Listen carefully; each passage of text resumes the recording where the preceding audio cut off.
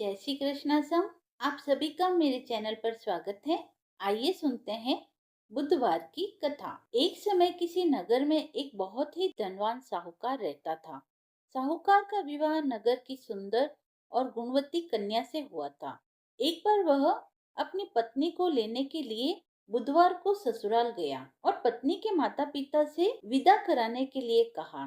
माता पिता बोले, बेटा, आज बुधवार है। बुधवार किसी भी शुभ कार्य के लिए यात्रा नहीं करनी चाहिए।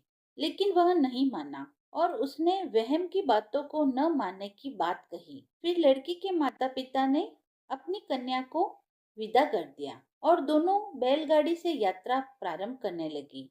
2 कोस की यात्रा के बाद ही गाड़ी का एक पहिया टूट गया। वहां से दोनों ने पैदल यात्रा शुरू की। रास्ते में पत्नी को प्यास लगी तो साहूकार उसे एक पेड़ के नीचे बिठाकर जल लेने के लिए गया।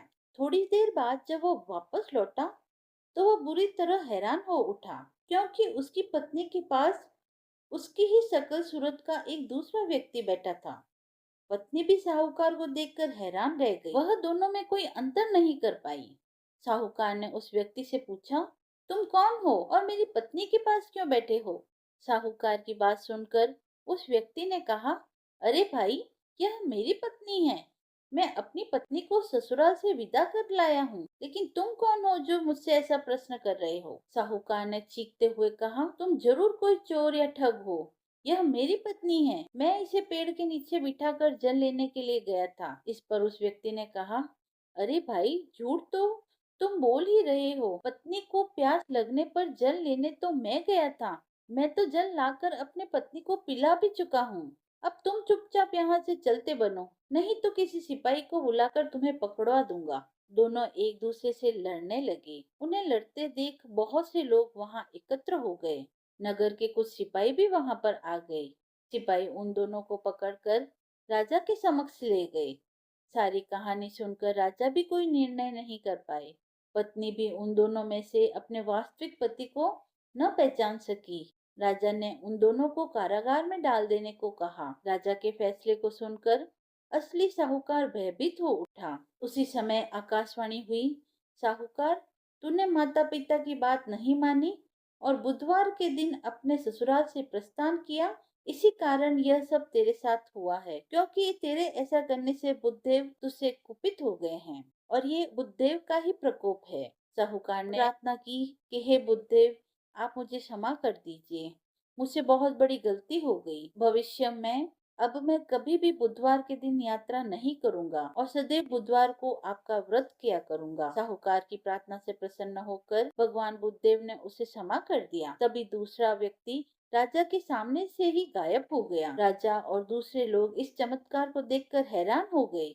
भगवान बुद्धदेव की अनुकंपा से राजा ने साहूकार और उसकी पत्नी को सम्मान पूर्वक विदा किया। कुछ दूर चलने पर रास्ते में उन्हें बैलगाड़ी मिल गई। बैलगाड़ी का टूटा हुआ पहिया भी जुड़ चुका था। दोनों उसमें बैठकर नगर की ओर चल दिए। साहूकार और उसकी पत्नी दोनों बुधवार का व्रत करने लगे और आनंद पूर्वक जीवन यापन करने लगे। भगवान बुद्ध देव की कृपा से उनके घर में धन संपदा की वर्षा होने लगी और जल्द ही उनके जीवन में खुशियां ही खुशियां भर गई। जो भी व्यक्ति बुधवार का व्रत करता है, वह बुधवार की व्रत कथा सुनता या पढ़ता है, उनको बुधवार के दिन यात्रा करने का कोई दोष नहीं लगता है और उनको सभी प्रकार के सुखों की प्राप्ति होती है। बुधवार का व्रत भगवान गणेश जी को समर्पित है और इस कथा का पाठ करने मात्र से आपके जीवन में धन, बल, बुद्धि, विद्या की वृद्धि होती है तथा आने वाले सभी संकटों का नाश होता है। प्राचीन काल की बात है। किसी ग्राम में एक साहूकार अपनी पत्नी के साथ रहता था। पति पत्नी दोनों भगवान गणेश की पूजा करते थे और दीन दुखियों की मदद करने के लिए हमेशा तत्पर रहते थे। ईश्वर की कृपा से उनके पास धन धान्य की कोई कमी न थी। बस कमी थी तो एक संतान की। पति पत्नी संतान नहीं होने से दुखी रहते थे। गांव वाले संतान न होने की वजह से उन्हें हमेशा ताना मारते थे। पर साहूकार और उसकी पत्नी को ईश्वर पर पूर्ण विश्वास था। ईश्वर जरूर कुछ अच्छा सोच कर रखे होंगे, ऐसा ही उनका विश्वास था। एक बार पति पत्नी मंदिर में गणेश जी के दर्शन, पूजा व अर्चना कर रहे थे। जब वह पूजा करके बाहर आए तो उन्होंने देखा कि एक बालक मंदिर की सीढ़ियों पर बैठकर रो रहा है। उसके पास किसी को न देखकर पति पत्नी दोनों बालक के पास गए, बालक को शांत कराया और उसके माता पिता को ढूंढने लगे। जब उस बालक के माता पिता पति पत्नी को नहीं मिले तो वह बच्चे को मंदिर के पुजारी के पास ले गए और उन्होंने पुजारी से बोला, ये बच्चा हमें रोते हुए मंदिर के बाहर मिला है, क्या आप इसके माता पिता को जानते हैं? पुजारी ने कहा, नहीं। अब पति पत्नी और पुजारी तीनों लोग बालक के माता पिता को ढूंढने लगे। काफी देर ढूंढने पर बच्चे के माता पिता नहीं मिले तो पुजारी ने साहूकार और उसकी पत्नी को बोला, आप इस बालक को अपने घर ले जाइए। अगर इसके माता पिता इसे ढूंढते हुए आएंगे तो मैं उन्हें लेकर आपके घर आ जाऊंगा। साहूकार और उसकी पत्नी बच्चे को लेकर अपने घर चले गए। काफी समय बीत गया और बालक के असली माता पिता का कोई पता न चला, तो उन्होंने गांव के सरपंच से अनुमति लेकर बच्चे को गोद ले लिया और उस नन्हे से बालक का नाम गणेश रख दिया। कुछ दिन बाद गांव में एक पति पत्नी आए जो चोर थे। गांव में जाकर उन्हें पता चला कि गांव में सबसे ज्यादा धनी व्यक्ति साहूकार है, जिसकी अपनी कोई संतान नहीं है। उन्होंने एक बच्चे को गोद लिया है जिसके माता पिता का कोई पता नहीं है।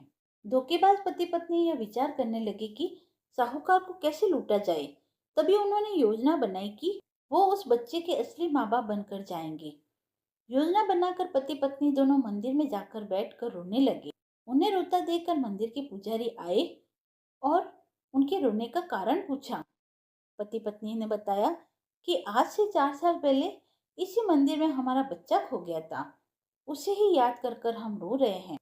तब से हम अपने बच्चे को अलग अलग जगह खोज रहे हैं पर वह हमें कहीं नहीं मिला।